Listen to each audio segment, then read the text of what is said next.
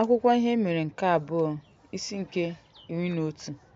Mgbe Rehoboam bịarutere Jerusalem, ọ kpọkọtara ndị ikom 9,000 n'ụlọ Juda na Benjamin ka ha họpụta agha, ka ha lụso Izrel ọgụ ma weghachite alaeze ahụ nye Rehoboam. Ma Onyenwe anyị gwara Shimea onye nke Chineke sị ya, "Gwara Rehoboam nwa Solomọn eze Juda na Izrel niile dị na Juda na Benjamin okwu. Otu a ka Jehova kwuru, unu agaghị aga lụso ụmụnne unu ọgụ, onye ọbụla n'ime unu laghachi n'ụlọ nke ya, n'ihi na ihe a bụ ihe m mere." Ha wee rube isi n'okwu Jehova wee laghachi azụ n'ịga megide Jeroboam. Rehoboam biri na Jerusalem wee zụta obodo siri ike na Juda. Ọ zụtakwara Belhem, Etam na Tekoa, Bezoar, Soko na Adulam, Gat, Maresa na Zil, Adoram, Lakash na Azekaya, Zora, Alion na Hebron, ndị dị na Luda na Benjamin, obodo siri ike. O wuziri obodo siri ike na ndị isi ha n'ebe ahụ, ma nye ha nri osisi vaịn, mmanụ na mmanya vaịn. O tinyere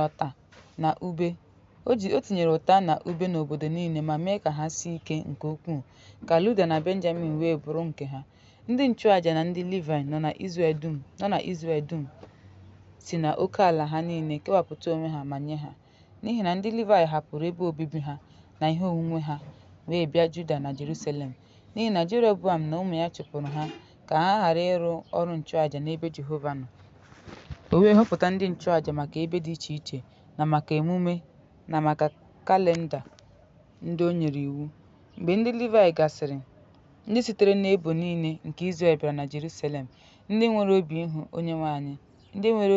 Onyenwe anyị Chineke Izrel, ịchụrụ Onyenwe anyị Chineke nke ndị nna ha àjà.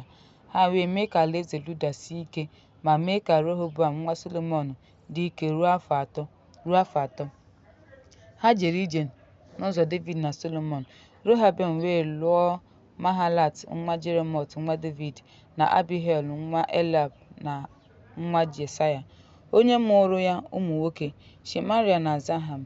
Mgbe ọ nwụsịrị, ọ lụrụ Maaka nwa Absalom, onye mụụrụ ya Abihaya, Atan, Ziza na Shelomit. Rehoboam wee lụọ Maaka nwa Absalom, ya na nwunye ya niile na ndị nwunye ya, n'ihi na o nwere ụmụ nwaanyị 80 na ndị ikom nwaanyị 3 maọbụ 3. Ọ mụrụkwara nwa nwoke 125 na ụmụ nwaanyị 3 maọbụ 3.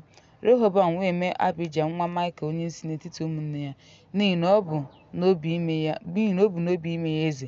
O nyere ya ntụziaka ma gbasaa ụmụ ya niile n'ógbè niile nke Juda na Benjamin, n'obodo niile siri ike. O mere ka ha baa ọgaranya ma chọọ ọtụtụ nwunye.